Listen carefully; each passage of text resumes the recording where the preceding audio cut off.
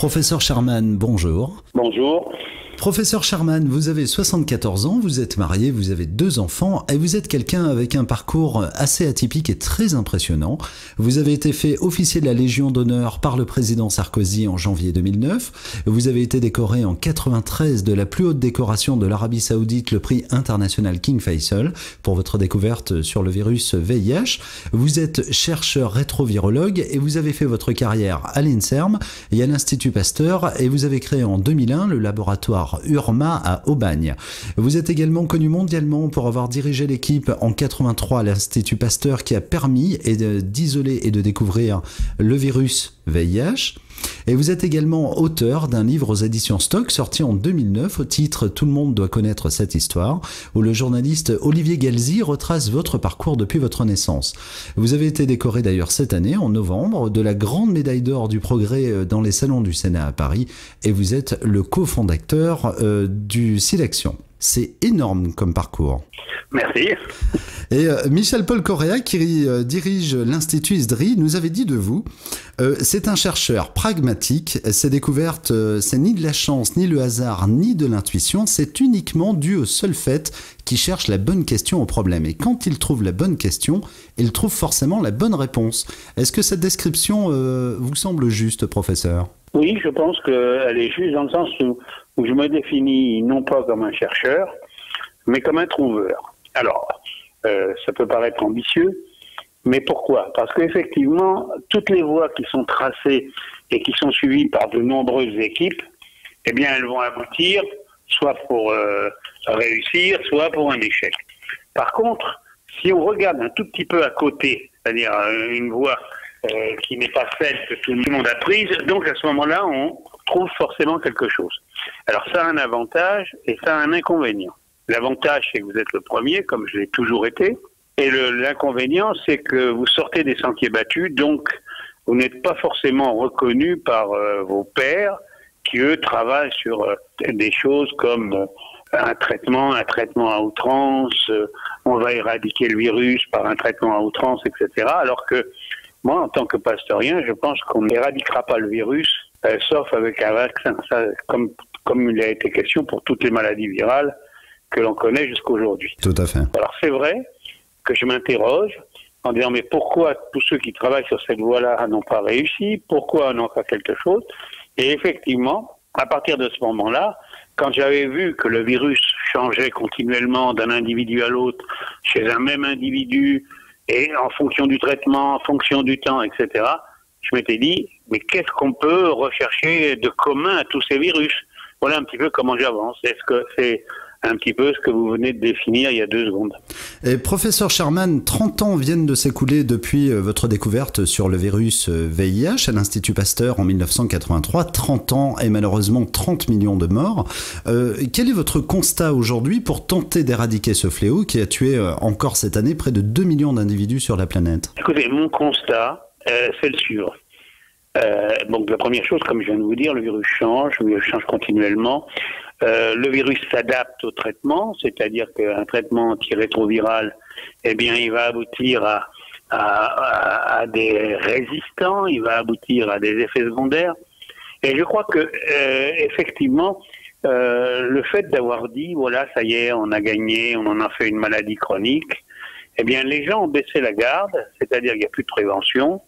On va gaillardement et vous voyez bien qu'il y a des nouvelles infections, disons quotidiennes en France, et que ces infections peuvent être très bien à partir d'individus contaminés avec des virus résistants et transmettre des virus résistants. Donc mon objectif aujourd'hui, tel que je suis en train de le réaliser, hein, depuis que j'ai même quitté l'Institut Pasteur, j'avais travaillé sur une population que j'avais appelée des non-progresseurs. C'est-à-dire que vous avez des gens qui, très vite infectés par le virus, vont voir leur défense diminuer, et d'autres qui vont rester stables pendant 10 ans ou plus. Et là, j'avais vu que ces gens-là, la plupart, il y avait 3 mécanismes, il y en avait un surtout très important, c'est que ces gens-là avaient des anticorps neutralisants. Neutralisants, c'est-à-dire des anticorps protecteurs qui bloquaient le virus dès sa sortie, empêchant de réinfecter une cellule, etc. Et si vous voulez, ça m'avait donné l'idée de dire, ben voilà, s'il y a un anticorps, quel est l'antigène? et donc de rechercher quelle pouvait être la partie commune à tous ces virus. Et c'est comme ça que j'ai développé un programme, disons, que j'ai vu que lorsque le virus sortait de la cellule, par bourgeonnement, c'est-à-dire quand il sort de la cellule, il la tue, mais avant de la tuer, il sort en bourgeonnant et il prend quelques antigènes cellulaires. D'accord. Qui sont différents de ceux qu'il a et qui ne sont pas codés par lui-même puisque c'est quelque chose qu'il acquiert. C'est un petit peu, si vous voulez, comme lorsque vous allez dans un congrès, on vous donne un badge. Ce badge vous permet d'entrer ou de sortir de la salle du congrès et, si vous voulez, il ne vous appartient pas. Mais si on le bloque, vous ne pouvez plus entrer. D'accord. Vous ne pouvez plus entrer dans la salle de conférence. Donc c'est un petit peu l'idée que j'ai eue et que je suis en train de fouiller en ce moment de façon à pouvoir avancer. Alors il est certain que le badge, j'en avais fait un test progresseur, non progresseur, c'est-à-dire de façon à reconnaître les patients qui avaient des anticorps protecteurs et qui n'évoluaient pas. Et là je pense que cette population existe bien et si vous voulez, si on regarde les gens ou les patients qui sont traités actuellement, il y en a qui ont le même traitement depuis 5, 6, 7 ans, un traitement assez faible et qui n'évolue pas. Et puis vous en avez d'autres, des progresseurs, donc qui n'ont pas ce type d'anticorps, qui sont obligés d'avoir tous les 3 mois, tous les 6 mois un nouveau traitement, etc. Donc vous voyez un petit peu l'idée. Et ça, je crois que en tant qu'ancien pastorien et toujours pastorien de cœur, le seul moyen d'éradiquer sera effectivement de jouer là-dessus. Alors ces non-progresseurs, si vous voulez, c'est très intéressant parce que, je suis en train de faire une étude pour la Food and Drug Administration de façon à faire accepter le test.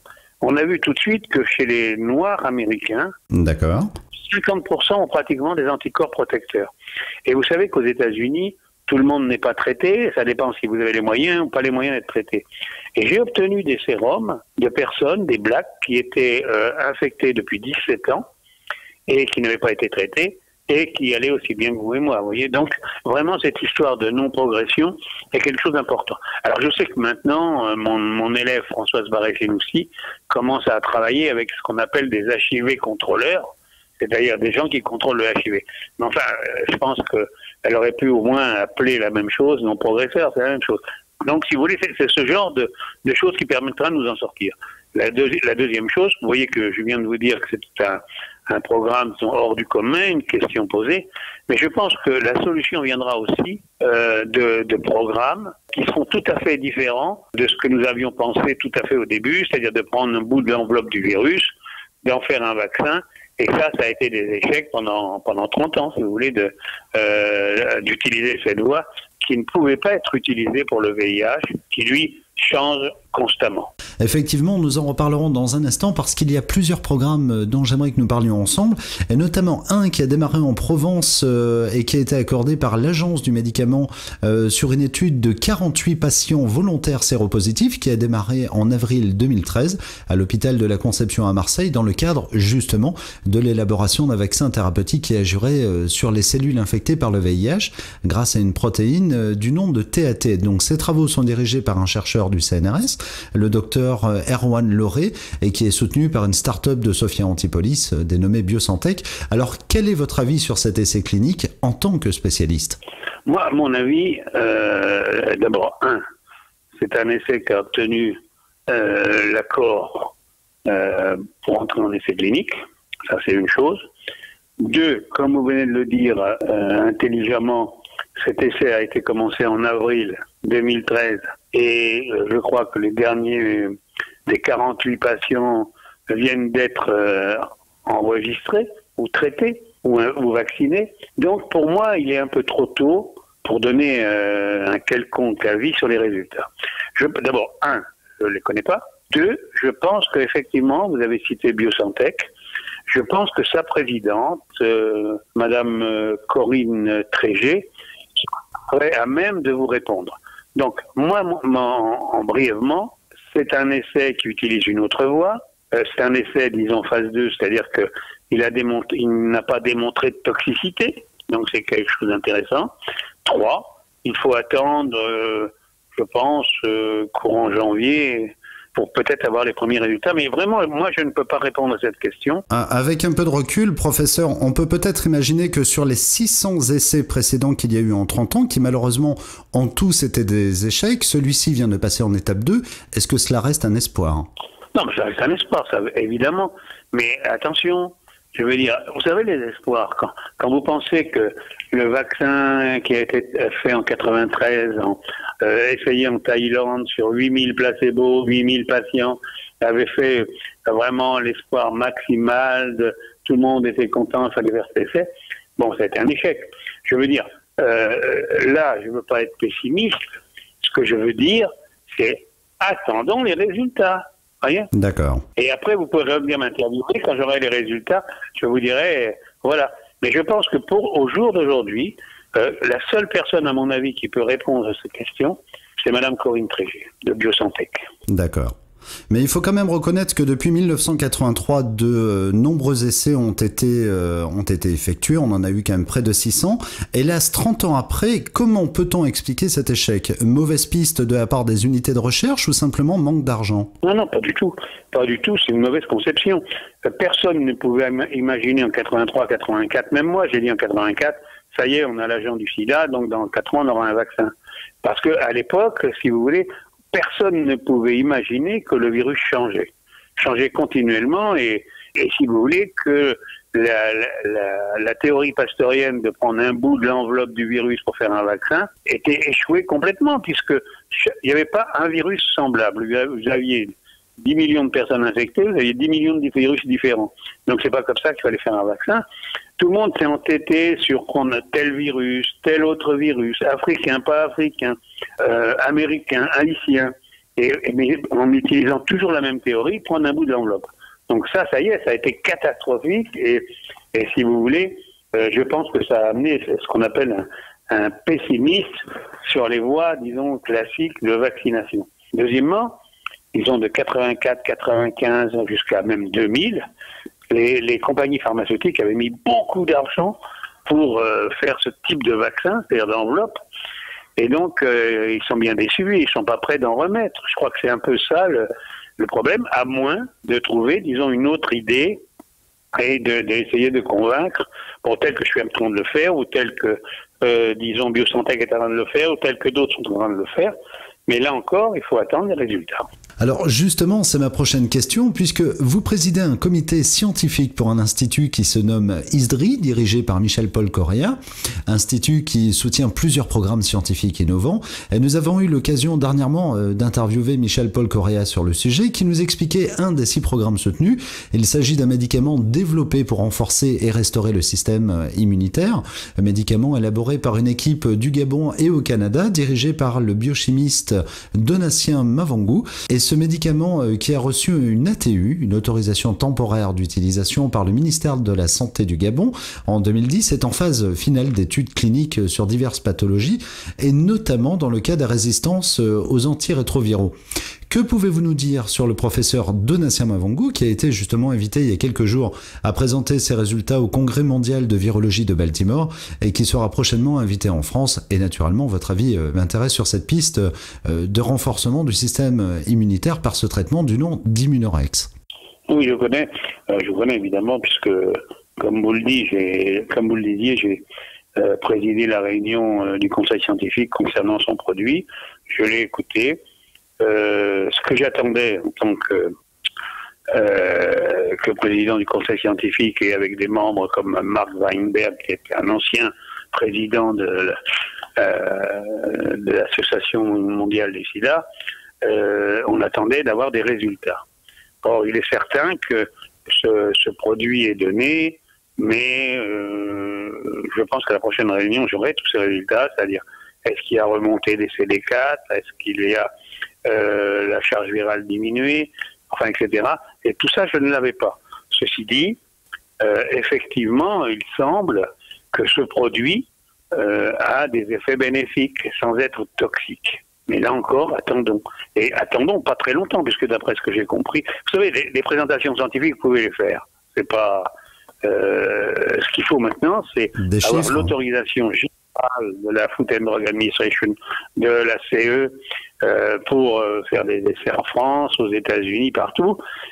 Mais bon, ça c'est un processus qui est en cours et je pense que il devrait y arriver. Il devrait y arriver notamment.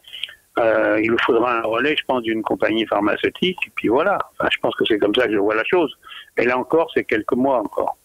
Et là, c'est pareil, le 1er décembre de chaque année, c'est la journée mondiale de lutte contre le sida. Et quelles sont vos observations après plus de 30 ans de combat que vous avez mené sur ce fléau? Bon, mes observations, c'est que la bataille n'est pas gagnée. Ça, c'est la première. C'est-à-dire, bien que on a parlé d'en faire une maladie chronique, bon, à mon avis, cette expression est catastrophique, dans le sens où, bon, puisque c'est une maladie chronique, eh bien, ne nous protégeons pas, on va attraper ce virus, il y a des traitements, et voilà, enfin bon, voilà ce qui va se passer. Deuxièmement, comme mon copain qui est contaminé va très bien, ou ma copine contaminée va très bien, bon, je prendrai des médicaments. En ce moment, on a 40 000 personnes infectés par le VIH en France qui ne savent pas qu'ils sont contaminés. Donc je pense que ça c'est ma première observation, c'est attention, on n'a pas gagné, recommençons les messages de prévention. Et ces messages de prévention, c'est surtout en face de nos jeunes enfants. J'ai été faire une conférence dans un collège, une classe de 3e, et je me suis aperçu que, eh bien, ces enfants peuvent appliquer, par exemple, ce qu'on appelle le one night sex, c'est-à-dire faire du sexe une nuit avec quelqu'un, ne pas le revoir, et ça, pour moi, c'est catastrophique.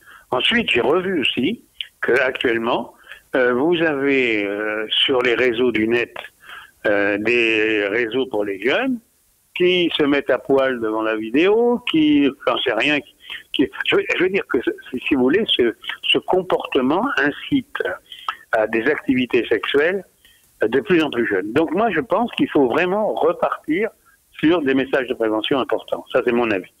La deuxième chose, là, on parle, et j'en ai utilisé quand j'étais dans mon laboratoire à l'INSERM ou à Pasteur, des tests rapides. Moi, je suis très favorable aux tests rapides. La seule chose, c'est qu'il faudra expliquer que si ce soir j'ai un comportement à risque, c'est pas la peine de faire le test rapide demain, mais il faudra attendre une vingtaine de jours pour le faire. Vous voyez, de toute façon, ce que les anticorps arrivent. Tout à fait. Tout ça m'amène à dire, attention, c'est pas gagné, le virus n'a pas l'air de s'atténuer tout seul, bien qu'il y ait des non-progresseurs, comme je vous disais tout à l'heure, et il faut utiliser les produits antirétroviraux à juste titre, essayer d'avoir de moins en moins d'effets secondaires. Voilà ce que je peux dire. Est-ce que vous trouvez qu'aujourd'hui, il y a une certaine banalisation du sida? Absolument. Absolument. La banalisation telle que vous me le demandez, c'est ce que je vous ai dit il y a quelques minutes, c'est-à-dire les gens se disent c'est une maladie chronique, il y a des médicaments, on n'en meurt pas, on fait pas, voilà, on meurt pas de sida, mais on meurt des effets secondaires pour certains. Je crois que non, enfin, je veux dire oui, il y a une banalisation, il faut revenir, j'allais dire aux fondamentaux. Alors, pour conclure, on va dire sur une petite note d'espoir, qu'avez-vous vraiment envie de dire aux gens qui nous écoutent au jour d'aujourd'hui? Qu'est-ce que j'ai envie de dire? J'ai envie de dire que, ce virus existe toujours, que jusqu'à maintenant, même avec les espoirs possibles de vaccins, le seul vaccin qui est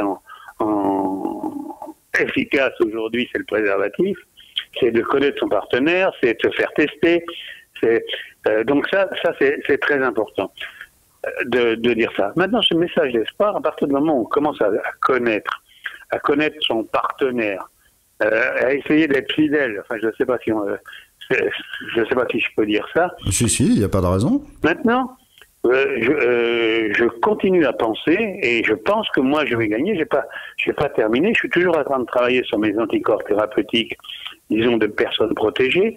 Je suis toujours en train de travailler sur un vaccin à partir de ce badge tel que je le définissais tout à l'heure. Donc je ne me presse pas. Pourquoi? Parce que rien ne sert de brûler les étapes. Il faut avoir tous les produits le plus près possible. Imaginons demain que Biosantech ait raison, marche bien, tant mieux, ça fera un vaccin supplémentaire thérapeutique. Mais il faut être prêt immédiatement pour faire des millions de doses. Enfin, je veux dire, il y a tout un processus qui se pense, qui se réfléchit. Donc, si vous voulez, moi j'ai beaucoup plus confiance dans un message de prévention, de dire attention, qu'on puisse aller expliquer dans les collèges. Non pas dans les collèges, si on n'en est plus autant de montrer comment on met un préservatif sur un présentoir, on est autant de leur dire attention, telle évolution que vous faites sur le net avec les films porno, avec tout ça, attention, si vous prenez des comportements à risque, et vous risquez d'attraper ce virus. Et surtout, ce qu'on risque, c'est d'attraper le virus à partir de sujets résistants aux antiviraux. C'est-à-dire qu'on ne va même pas les traiter. Il faudra les traiter par autre chose, immunorex si on veut, ou des anticorps si on veut, mais il faut faire très très attention et bien prévenir comme ça. Voilà un petit peu. Alors ceci dit, je ne suis pas pessimiste. Je pense qu'avec si vous voulez, que l'industrie pharmaceutique maintenant nous laisse un peu de temps. Qu'est-ce que ça veut dire? Ça veut dire qu'auparavant, tout était sur les traitements antirétroviraux. N'oubliez pas que j'ai mis le premier agent antirétroviral chez l'homme en 1983-84, qui était l'HPV-23. Donc je sais ce que je dis. Mais maintenant que les brevets sont un peu terminés, on travaille sur l'hépatite C, et ça laisse beaucoup plus de temps à des chercheurs maintenant de travailler tranquillement, rapidement, pour trouver une solution à ce virus. Et voilà mon message d'espoir. Je pense que maintenant, on n'est plus sous la pression de comités comme la NRS, comme, si vous voulez, qui ne pensaient qu'à traiter, ce qui est intéressant, puisqu'aujourd'hui, on arrive à ne plus avoir de maladies sida, mais on a toujours des personnes infectées avec des virus résistants. Donc voilà un petit peu ce que je voulais dire. Eh bien écoutez, je trouve que vous avez été très très clair. On ne peut pas être plus concis que ça, en sachant qu'on a quand même 2 millions de décès par an sur la planète concernant le sida. Effectivement, je trouve que vous avez été très clair et le message en tout cas est très bien passé. Un grand merci professeur Sherman de nous avoir accordé ces quelques minutes et on vous retrouve bien sûr sur le site internet de l'Institut ISDRI. Un grand merci professeur Sherman. Merci à vous, merci de m'avoir permis de faire passer ce message et à bientôt j'espère.